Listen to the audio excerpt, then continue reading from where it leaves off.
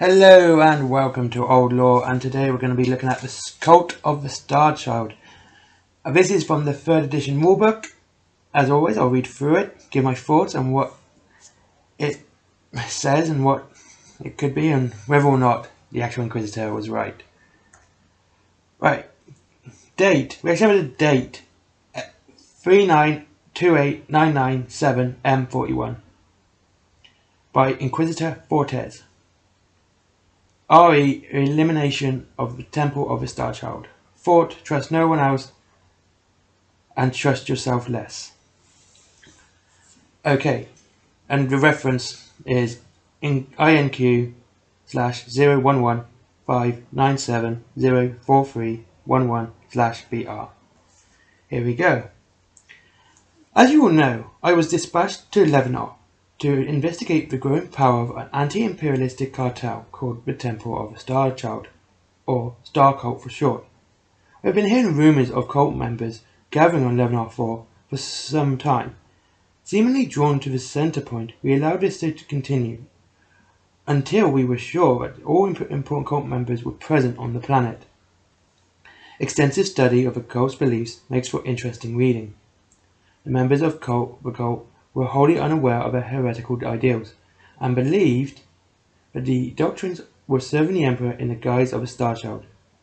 They were assured that this Star Child entity was merely another aspect of a beneficent Emperor, a more benign creature than the true master of mankind, although there can ultimately be none more benevolent than the true Emperor, praised to be to him. The highest ranking cult members were known as Sensei, and they were firm in their belief that they were the children of the Emperor, decided long ago before the founding of the Imperium. These Sensei certainly possessed strange powers and a certain charisma, and their deluded followers were only too happy to reinforce these spurious beliefs. At first, even I was given momentary pause and considered the possibility that indeed these people had been chosen by the Emperor for some higher purpose, though I never for a moment credited the idea they were the Emperor's offspring. However, seeing this kind of scum they dealt with and attracted to their cause, my suspicions were returned. Rebel humans, ghastly abhumans, and even vile Aldar consorted with these Sensei. Such hideous companions would never be tolerated by a true favourite of the Emperor. I ordered the cult examined in close detail. At first, myself and my companion could find nothing drastically threatening about the ceremonies and celebrations devoted to the so-called Star Child. The Sensei believed they would achieve a higher state of being when the Star Child would grip them in rapture and elevate them to the heavens. This elevation they called the apotheosis struck a chord with my learned colleague Inquisitor Alexio, who reminded us of a deluded belief of chaos worshippers that a god would grant them eternal life and everlasting power. Spurred by these thoughts, we examined the Star Cult in greater detail. After several long months of infiltration and extermination, we came to a number of horrifying conclusions. There were no doubt in the minds of the Temple's members, including the Sensei, that this Star Child was a truly magnanimous and noble entity, dedicated to the securing of mankind's future. However, as we observed the cult ever more closely, we started recognizing certain phrases, gestures, and ceremony accoutrements which stirred our memories of the Verandus cult we destroyed 14 years ago. The Verandus cult was utterly dedicated to the worship of a great sorcerer, the architect of fate. Here we saw the sigils and signs pointing towards that foul deity. Was it possible the great conspirator was masquerading as this Star Child entity, sending false visions and dreams, manipulating these debased cult members? Of course it was possible. No intrigue is too convoluted, no path too twisted for the changing Lord to follow. Our suspicions were confirmed weeks later when Inquisitor Alexio's Emperor-gifted inner eye dedicated the foul taint of a great sorcerer during one of the cult's main ceremonies. It was incontrovertible proof that the Temple of the Star Child posed a threat to the stability of Lebanon and the surrounding systems. Our request for aid was answered by the Salamanders chapter of the Adeptus Astartes.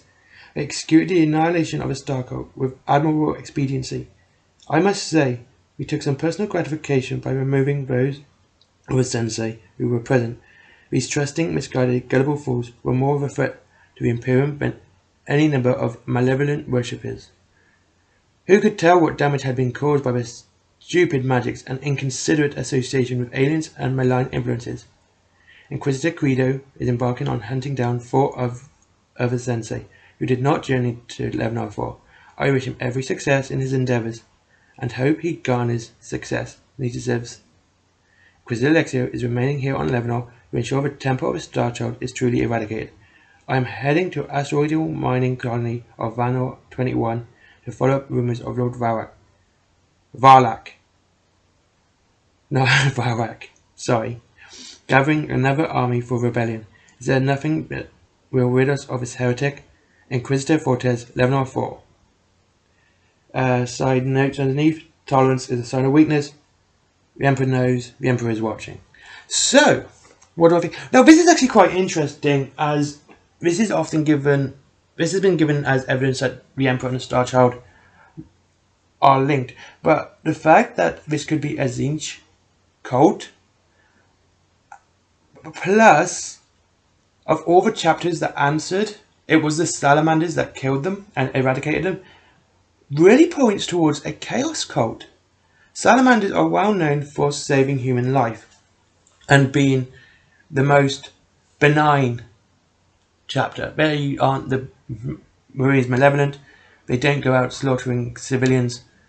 They obviously believed as well that the Star Cult was chaos. It's kind of interesting with this reading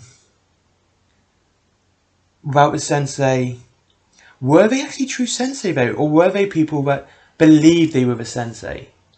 Again, the sensei are the children of the Emperor who were meant to be exterminated by the Inquisition. But were these true sensei? Or were they people who believed they were sensei? It makes it interesting reading, because it does also show that how Tzeentch kind of can corrupt and even give the most ardent, faithful worshipper of the Emperor to believe they're worshipping the Emperor where they're actually, worshipping a chaos god. It's, like I said, it's kind of interesting how it was the salamanders that did the deed and eradicated the Star Cult.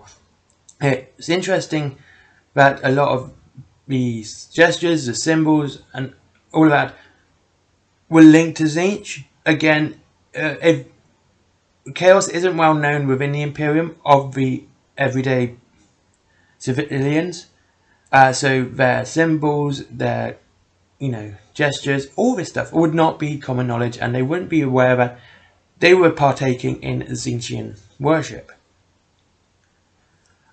So, I honestly like this passage. It's interesting because it's got that sort of surety of the Inquisition that even on the outside it looked like it was helping the Imperium, but it had this more malign undertone that it could do a lot more damage, and it was a strike that needed to be done. Was the Inquisitor wrong to do this? I don't think so. I think the Inquisitor was well within his mind to exterminate this cult. So, what do you guys think? Leave a comment down below, like, subscribe, share this video, and of course down below is the link to Element Games, my comics, and my Twitter, maybe my Instagram, and I hope you all enjoy and have a great day.